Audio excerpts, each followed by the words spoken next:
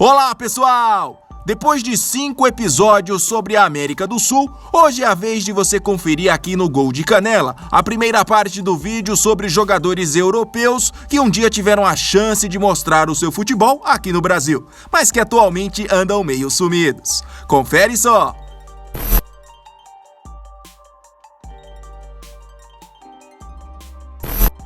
Poucas pessoas lembram, mas a chegada de Petković ao Brasil em 1997, que na época trocou o Real Madrid pelo Vitória, significou o início de um verdadeiro boom de jogadores da antiga Iugoslávia ao nosso futebol.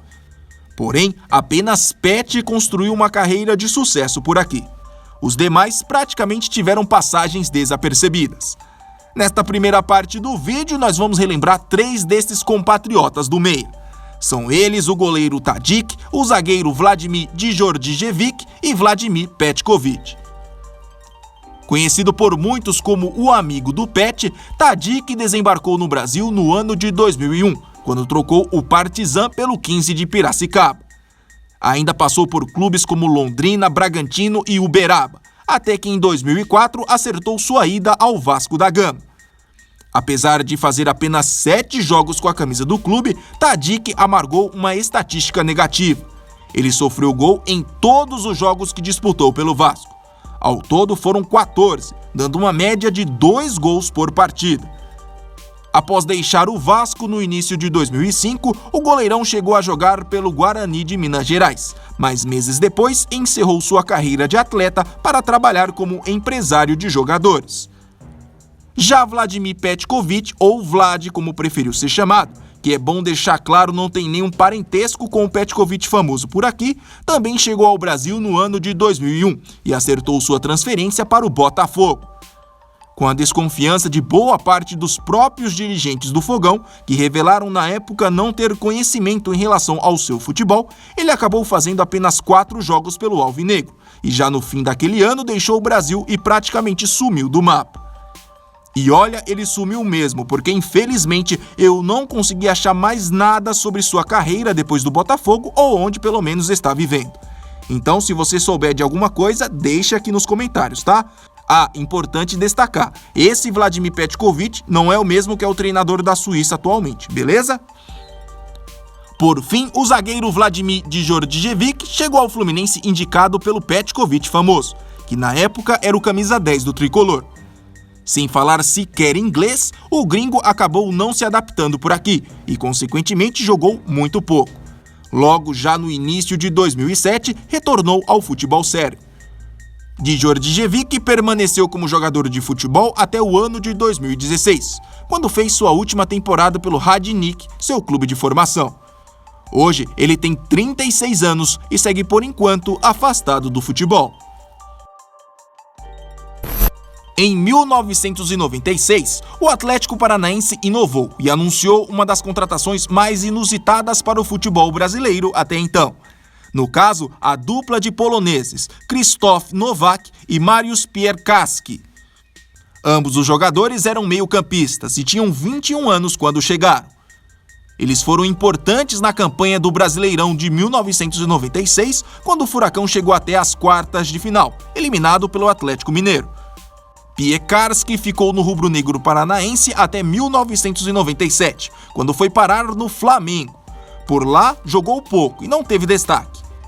No ano seguinte, acabou se transferindo ao Mojimirim e, por fim, no mesmo ano, após o estadual, foi para o Famagusta do Chipre. Ele se aposentou do futebol com apenas 27 anos, devido ao número alto de lesões, e hoje, aos 44, trabalha como empresário. Nowak, por sua vez, teve um final ainda mais triste que o companheiro. Titular em boa parte da passagem pelo Furacão, perdeu espaço ainda em 1996 por problemas físicos. Ficou no clube até 1998, quando foi vendido ao Wolfsburg da Alemanha. Porém, em 2002, ele descobriu ser portador da esclerose lateral aminótica, uma grave doença degenerativa. Tal doença matou o ex-meio-campista em 2005 com apenas 29 anos. Naquele time do Palmeiras, campeão paulista de 1996, que tinha Luizão, Djalminha, Miller, Rivaldo, entre outros, estava o italiano Marco Osio. Trazido pela Parmalat, na época cogestora do departamento de futebol do clube, a passagem do italiano por aqui foi breve, durou apenas 23 jogos com a camisa alviverde. Sem espaço no Palmeiras, voltou para a Itália em 1996 e acumulou inúmeras passagens por clubes modestos, até encerrar sua carreira como jogador no ano de 2001. Após pendurar as chuteiras, deu início à carreira de treinador, algo que tenta exercer até hoje.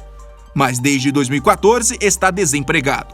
Seu último clube foi o Rimini, da terceira divisão italiana. Marco Osio tem hoje 53 anos. Revelado nas categorias de base do Barcelona e com passagens por grandes clubes como Arsenal e Atlético de Madrid, além da seleção espanhola, o meia Fran Mérida foi anunciado como novo reforço do Atlético Paranaense no início da temporada de 2013. Na época, com 23 anos, o espanhol chegou ao Brasil com status de grande contratação. Porém, em quase um ano e meio de clube, Fran Mérida jogou apenas 16 partidas e marcou apenas um gol. Com o final do contrato com o Furacão, o meia acertou seu retorno à Espanha para jogar pelo Huesca. Já no ano seguinte, foi vendido ao Osasuna, clube no qual tem vínculo até hoje. Fran Mérida tem atualmente 29 anos. Inglês naturalizado turco, o atacante Colin Kazim Richards desembarcou no Brasil no meio da temporada de 2016 para acertar com o Coritiba, depois de deixar o Celtic da Escócia. No clube, ganhou a torcida já em sua estreia no clássico contra o Atlético Paranaense, quando marcou o gol da vitória por 1-0. Depois disso, marcou outros 2 gols em 24 jogos. Já em 2017, assinou contrato de 2 anos com o Corinthians, onde logo recebeu da torcida o apelido de Gringo da Favela. Ao todo, no clube paulista, Kazim disputou 37 jogos e marcou 4 gols, além de ganhar 3 títulos. No caso, os campeonatos paulistas de 2017 e 2018 e o Brasileirão de 2017. Sem espaço no alvinegro, em julho de 2018, acabou sendo emprestado ao Lobos do México. Atualmente, com 32 anos, Kazim continua no futebol mexicano, mas desde janeiro deste ano defende o Veracruz. Um dos casos mais emblemáticos de jogador europeu aqui no nosso futebol é o do francês Danlaba Mendy. Aos 22 anos e sem nunca ter jogado em um time profissional, o jogador foi contratado pelo Grêmio em 1998. Antes de jogar por aqui, ele estava nos Estados Unidos, mais precisamente treinando e estudando na IMG Academy. Juntando jogos oficiais e amistosos, Mendy fez 14 jogos pelo tricolor, tendo feito apenas um único gol. E foi embora do clube sem deixar nem um pouco de saudade. Já em 1999, o centroavante voltou para sua terra natal e por lá tentou a sorte no Troyes, onde jogaria por mais 4 temporadas antes de se aposentar aos 27 anos. Assim como no caso de Vladimir Petkovic, não conseguiu encontrar nada sobre o paradeiro deste francês. Alguns sites de lá afirmam que após a sua aposentadoria ele foi morar no Senegal, terra dos seus pais, mas isso é apenas uma hipótese. Nascido no Suriname, que até 1975 foi uma colônia holandesa, o meia Clarence Seedorf, depois de uma longa negociação, disse sim a uma proposta do Botafogo em junho de 2012. Na época, com 36 anos, o jogador desembarcou no Brasil como uma das grandes contratações do futebol brasileiro para aquela temporada, principalmente por ainda ser, naquela altura, um dos jogadores mais conhecidos do mundo. Em um ano e meio no clube, Seedorf fez 81 jogos e marcou 24 gols. O camisa 10 ainda ajudou o Botafogo na conquista do Carioca de 2013, quando foi eleito o melhor jogador da competição, e na conquista da vaga para a Libertadores de 2014. Ele optou em deixar o futebol brasileiro em janeiro de 2014, para dar início à sua carreira de treinador no Milan, da Itália. Por lá, ficou apenas 5 meses. Depois passou pelo futebol chinês, espanhol e hoje, aos 43 anos, é técnico da seleção de Camarões.